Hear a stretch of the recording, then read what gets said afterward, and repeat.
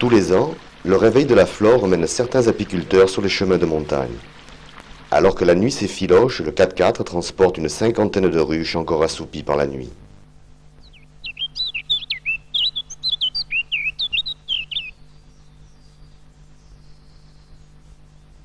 L'enfumoir, c'est de l'herbe séchée qu'on brûle. Alors on suppose, parce que c'est utilisé depuis des milliers d'années, les Égyptiens autrefois l'utilisaient, on suppose que ça doit leur évoquer un incendie à l'extérieur de la ruche dans la prairie et qu'elles se disent il ne faut pas les butiner puisque l'herbe brûle dehors, donc elles restent bien tranquilles dans la ruche et ça nous donne un petit sursis pour ne pas les déranger, les transporter quand même. Les brebis ne sont pas les seuls à emprunter les routes de transhumance. D'avril à octobre, Catherine et Philippe déposent leurs ruches en quelque endroit secret, au bout des chemins de montagnes escarpées.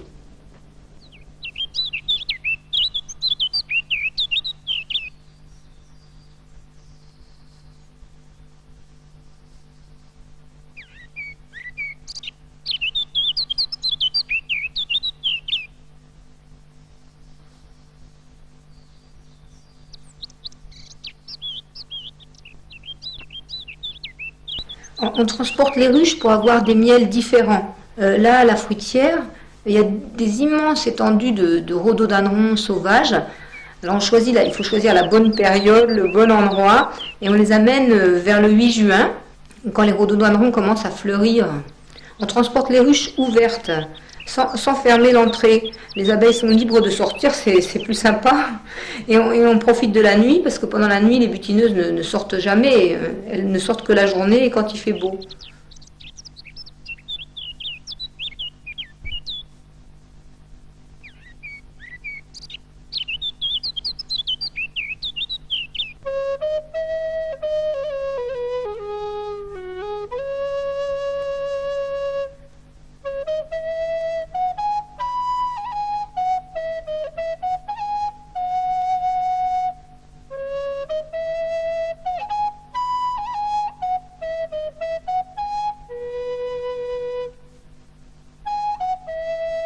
Le plaisir d'observer des gestes d'autrefois, calmes, précis, effectués au rythme des saisons.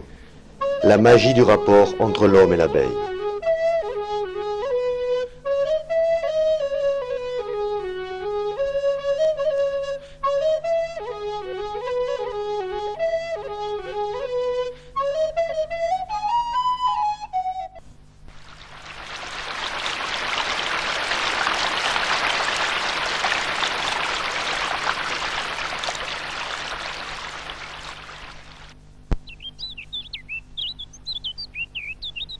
Pour faire 1 kilo de miel, il faut 1 million de fleurs. Et il faut aussi beaucoup de soleil et un peu de pluie quand même pour maintenir l'humidité dans le sol. Parce que les fleurs, elles sécrètent un jus sucré qui s'appelle le nectar. Et c'est ce jus-là que les abeilles vont récolter dans la fleur. Elles le ramènent à la ruche et elles ajoutent des substances propres, des enzymes, des substances qui permettent au miel de se conserver. Elles le concentrent, elles le préparent. Et ça va permettre aux abeilles qui vont vivre en hiver, quand il n'y aura plus de fleurs, de se nourrir. On ne donne jamais de sucre aux abeilles, ni aucun produit chimique. La fleur a besoin de l'abeille, parce que l'abeille, en même temps qu'elle puise le nectar à l'intérieur de la fleur, elle va transporter sur ses pattes arrière des petites boules de pollen, et elle va en semer de fleur en fleur, et ça va permettre aux fleurs de se reproduire. On appelle ça la pollinisation. Et c'est grâce à la pollinisation des abeilles qu'on est en vie, puisque elles préservent les espèces, ça leur permet d'être fécondées, de se reproduire. C'est un insecte très utile. La vue des abeilles n'est pas du tout comme la nôtre, elles voient comme à travers un kaléidoscope. Ces alvéoles bien régulières, hexagonales, à 6 côtés, ce sont les abeilles qui les ont entièrement fabriquées. C'est en cire et la cire vient de leur corps, elles ont des glandes cirières qui sécrètent de minuscules petites écailles de cire. Et il faut 1000 abeilles et toute une journée de travail pour faire une seule alvéole. Ça fait 60 millions d'années qu'elles font ça. Les alvéoles de cire, elles servent en grande partie à entreposer le miel, mais aussi il y a une partie des alvéoles qui va permettre à la reine de pondre. Toute la partie centrale de la ruche est occupée par la ponde de la reine. Elle pond des œufs, elle en pond jusqu'à 2000 par jour. La danse des abeilles, c'est justement cette danse-là qui permet aux butineuses de dire aux autres où elles ont trouvé les fleurs. Un frétillement plus ou moins rapide indique une distance plus ou moins courte. Et puis en dirigeant sa danse vers la droite ou vers la gauche, elle indique la direction à prendre. Donc tout est dit en très peu de temps.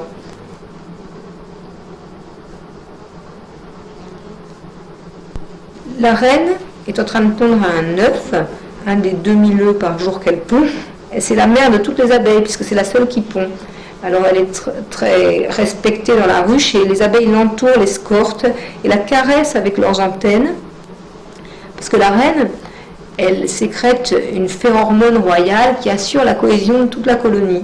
Les abeilles communiquent entre elles par les antennes. On les voit qui, quand elles se croisent, les antennes se touchent. La reine est beaucoup plus longue, elle a un abdomen beaucoup plus développé que les autres. Elle a été nourrie avec une substance un peu magique qui s'appelle la gelée royale et qui est fabriquée par les abeilles de 13 jours. Et ça lui permet de vivre pendant 5 ans, alors qu'une simple abeille ouvrière ne va vivre que pendant 1 mois ou 2. On voit très bien les petites larves blanches au fond de chaque alvéole, il n'y en a qu'une. Et à la fin de leur croissance, elles vont être recouvertes d'une petite pellicule de cire. Et justement, une abeille est en train de sortir de son alvéole, c'est la naissance d'une abeille. Elle a du mal, il faut d'abord qu'elle déchire sa petite pellicule de cire, elle sort d'abord les pattes, la tête, les antennes. Et dès qu'elle sera complètement sortie, cette petite abeille tout engourdie, elle va se mettre au travail immédiatement. Elle va commencer par nettoyer la cellule qu'elle a occupée pendant 21 jours. Et ensuite, elle va devenir nettoyeuse dans la ruche pendant 2-3 jours. Ensuite, elle va être nounou, elle va s'occuper des larves et des nymphes en élevage. Elle devient ensuite cirière par mimétisme, elle apprend son métier suivant. Et seulement à la fin de sa vie, elle va butiner les fleurs à l'extérieur. C'est à l'âge de la retraite que les abeilles butinent les fleurs.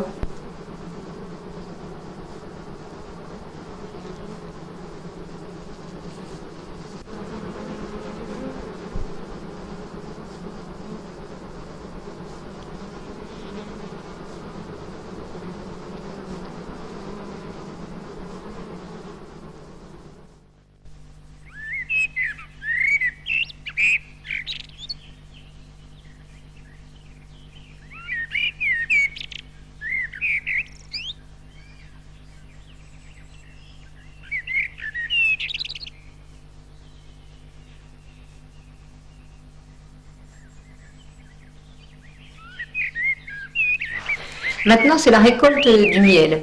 La ruche, elle comprend 2 parties. Le corps de ruche dans lequel il y a la reine, et puis les provisions d'hiver pour les abeilles qu'on va leur laisser, et la hausse qu'on va récolter. Nous, on va l'enlever, c'est cette hausse qu'on va emporter. Alors, elle peut contenir une quantité variable de miel. Les bonnes années, quand il a fait beau et que tout était réuni, une hausse, ça peut peser 20 kilos de miel. Mais par contre, s'il a plu, il sera vide ou il y aura peut-être qu'1 kilo. Là, c'est la bruyère et là, ça a bien donné. Il y a beaucoup de miel dans les hausses.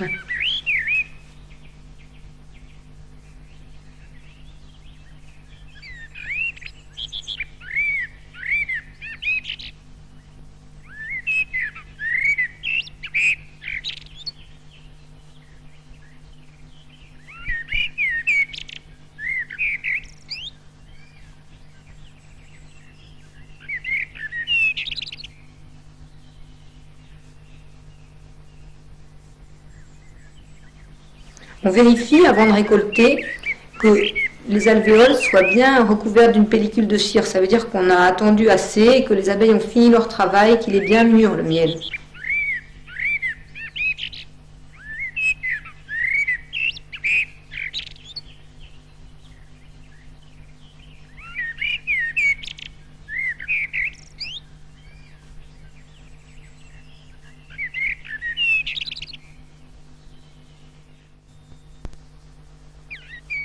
On va visiter le rucher où les abeilles vont passer l'hiver maintenant. Il n'y a plus de fleurs en montagne, donc on les a toutes redescendues ici. Alors on va aller visiter le rucher d'hivernage.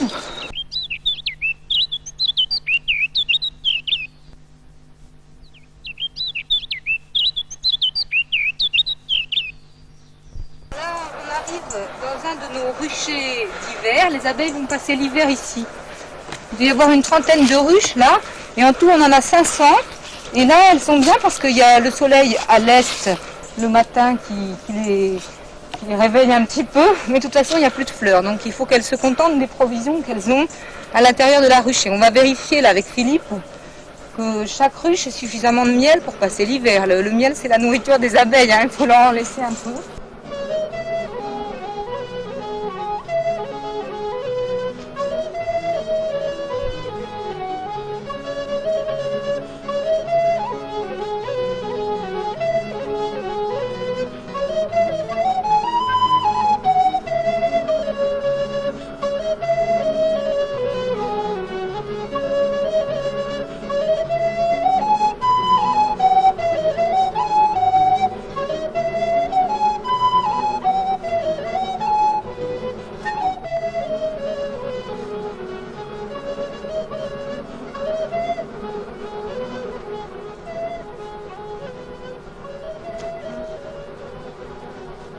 Je vais mettre mon voile parce que on les gêne quand même quand on est trop devant. Alors, quand on observe les abeilles devant la ruche, d'abord, selon l'intensité du vol, s'il y a beaucoup d'abeilles qui sortent comme là, on sait que la ruche est assez populeuse quand même. Et quelquefois, quand il y a trop de vol, ça veut dire qu'elles n'ont pas assez de provisions pour l'hiver. Donc on fait une multitude de choses. Quand une ruche ne sort pas du tout, on s'approche même pour voir. Bon, ici, là, il y a très peu d'abeilles qui sortent. On passe beaucoup de temps à regarder ce qui se passe à l'entrée de la ruche. On voit là, c'est quasiment entièrement bouché, il y a juste des petits passages. C'est bouché par une résine marron, et c'est ça la propolis. La fameuse propolis, qu'on récolte nous, hein, on essaye d'en récolter une partie parce que ça a des propriétés antiseptiques. Mais pour les abeilles, c'est une barrière contre les rongeurs, les petites souris qui viennent leur manger le miel l'hiver. Alors là, c'est superbe parce que, en fait, elles ont été chercher sur les plantes environnantes des résines, des balsames, et puis elles mettent ça devant la ruche comme une barrière.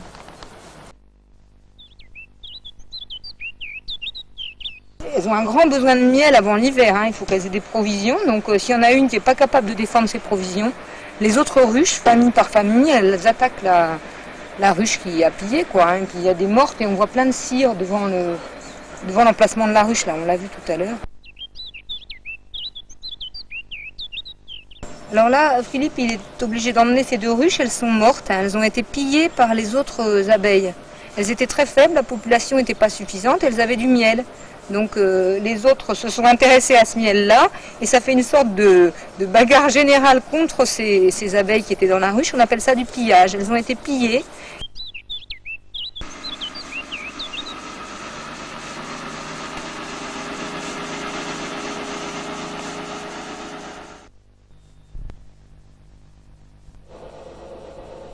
Maintenant, on va extraire le miel des rayons dans lesquels l'ont mis les abeilles. Il faut d'abord enlever la petite pellicule de cire qui recouvre le miel pour le protéger. Ce sont les abeilles qui ont recouvert le miel de cire. Et cette cire, bien sûr, elle est très précieuse, elle va servir à faire des bougies, des baumes. Alors ensuite, les rayons, le miel est prêt à couler, donc on va pouvoir les mettre dans l'extracteur. C'est une machine qui nous permet de faire tourner le miel par la force centrifuge qui va l'entraîner hors des rayons.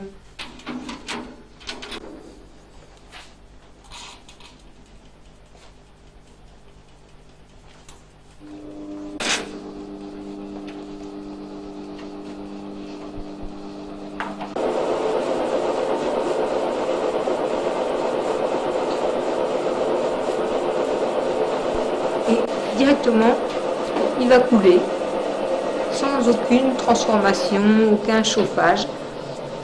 On le filtre pour enlever les petits morceaux de cire qui auraient pu rester, et même quelques abeilles. Les rayons vides qui sortent de l'extracteur, il y a les alvéoles construites par les abeilles et on va leur redonner pour qu'elles puissent à nouveau les réutiliser pour mettre du miel parce que c'est un gros effort qu'elles ont fait construire ces alvéoles. Il a fallu qu'elles mangent 1 kg de miel pour faire 100 grammes de cire, donc on ne perd pas cette cire, on va la redonner aux abeilles.